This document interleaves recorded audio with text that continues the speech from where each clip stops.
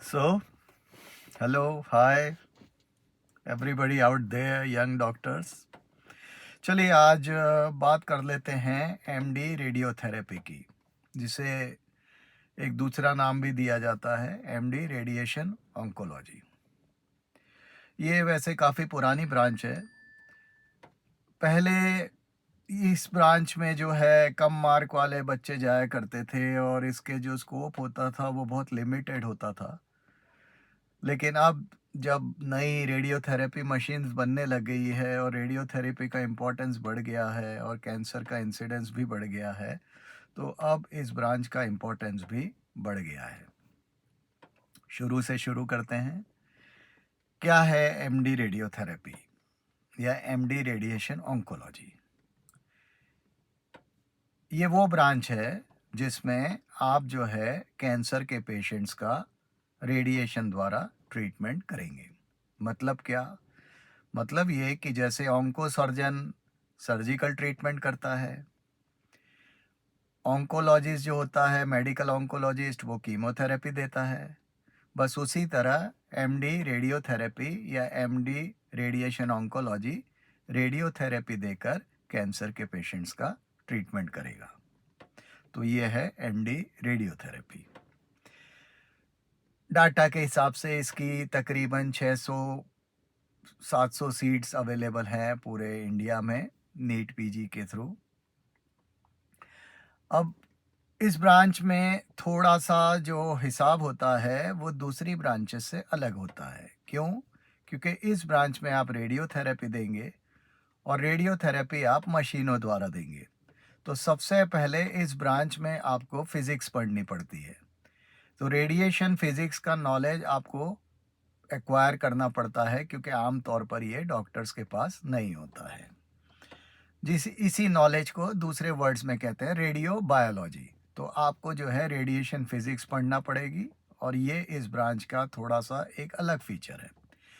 इस ब्रांच का एक और अलग फीचर ये है कि आप प्योरली मशीन्स के साथ वर्क करेंगे। तो आपका एक्सपर्टाइज जो है रेडियोथेरेपी मशीन्स को हैंडल करने में होना चाहिए। उसके लिए आपका एक्सपोजर जो है इन एडवांस मशीन को होना ज़रूरी है। अब तरह तरह की रेडियोथेरेपी की नई मशीन्स आ गई हैं। पहले ज़माने में क्या हुआ करता था कि इतनी एडवांस रेडियोथेरेपी मशीन्स नहीं होती थी। तो उसमें क्या होता था कि जो रेडियोलॉजिस्ट होता था, जो डॉक्टर होता था, उसको भी रेडिएशन एक्सपोजर काफ़ी ज़्यादा होता था। और जब उसे रेडिएशन एक्सपोजर ज़्यादा होता था तो उससे उनसे इन्वॉल्व बीमारियों के रिस्क भी काफ़ी ज़्यादा बढ़ जाती थी। लेकिन आजकल जो है बहुत एडवांस मशीन आ गई है और इन मशीन्स के कारण क्या होता है कि रिमोटली कंट्रोल्ड होते हैं। पेशेंट अलग जगह होता है, डॉक्टर अलग जगह होता है। तो डॉक्टर का रेडिएशन एक्सपोजर अब उतना ज़्यादा या तकरीबन नहीं के बराबर होता है। तरह तरह की मशीन्स के साथ आपको काम करना पड़ता है। बेसिक रेडियोथेरेपी की मशीन की बात करूं तो एक्सटर्नल बीम रेडियोथेरेपी होती है, प्रोटॉन बीम रेडियोथेरेपी होती है और फिर ब्रैकीथेरेपी की कुछ मशीन्स होती हैं और एडवांस मशीन्स जो होती हैं वो स्टीरियोटैक्टिक रेडियोथेरेपी की होती हैं, जिन्हें कहते हैं साइबर नाइफ या गामा नाइफ। इसमें जो है आप बहुत डीप में जो सिचुएटेड ट्यूमर्स होते हैं उनका बहुत ही फोकस तरीके से रेडिएशन से ट्रीटमेंट करते हैं, पर ये काफ़ी एडवांस मशीन्स होती हैं और ये सब जगह अवेलेबल नहीं होती है। तो ये तो बात हुई मशीनों की। अब जैसा मैंने बताया, सबसे पहले आपको इसके लिए फिज़िक्स पढ़ना पड़ती है, रेडियो बायोलॉजी पढ़ना पड़ती है, मतलब कि जो बॉडी का और रेडिएशन का जो रिश्ता है वो आपको पढ़ना पड़ता है। ऑफ कोर्स आप डॉक्टर हैं तो आपको एनाटॉमी का नॉलेज है ही, आपको पैथोलॉजी का भी नॉलेज अच्छा रहेगा। तो इस तरह से आप अपने ये सारे नॉलेज के कॉम्बिनेशन से radio biology, radiation physics, anatomy और ट्यूमर की पैथोलॉजी, इस नॉलेज को कंबाइन करके आप पेशेंट को रेडियोथेरेपी एडमिनिस्टर करते हैं।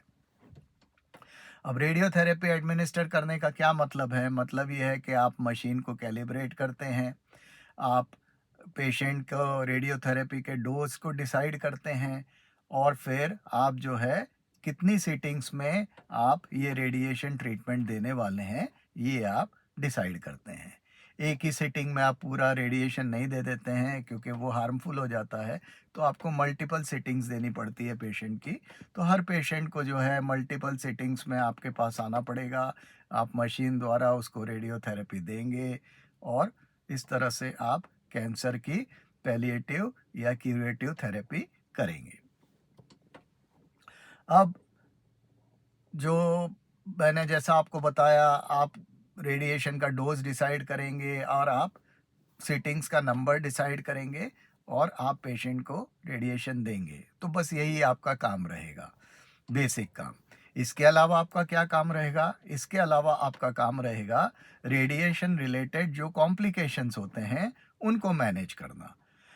पहले ये जो रेडिएशन का डोज होता था और सिटिंग्स का नंबर होता था, ये फिजिसिस्ट डील किया करते थे। जब ये ब्रांच इतनी ज़्यादा इम्पोर्टेंट नहीं हुई थी और जब ये ब्रांच की सीट्स इतनी ज़्यादा नहीं थी, तब ये वाले काम जो है फिजिसिस्ट किया करते थे, रेडिएशन फिजिसिस्ट किया करते थे। अभी भी बहुत सारे सेंटर्स में आपको रेडिएशन फिजिसिस्ट मिलेंगे। तो रेडिएशन फिजिसिस्ट ये काम करते थे, लेकिन उन्हें एनाटॉमी का, पैथोलॉजी का और कॉम्प्लिकेशंस का कोई नॉलेज नहीं होता था। लेकिन चूंकि आप एमडी डॉक्टर रहेंगे, तो आपको जो है ऑफ कोर्स कॉम्प्लिकेशन को एंटिसिपेट भी करना पड़ेगा और रेडिएशन से रिलेटेड कॉम्प्लिकेशंस को ट्रीट भी करना पड़ेगा। प्रिवेंशन भी करेंगे आप और ट्रीटमेंट भी करेंगे। तो ये आपका दूसरा काम रहेगा।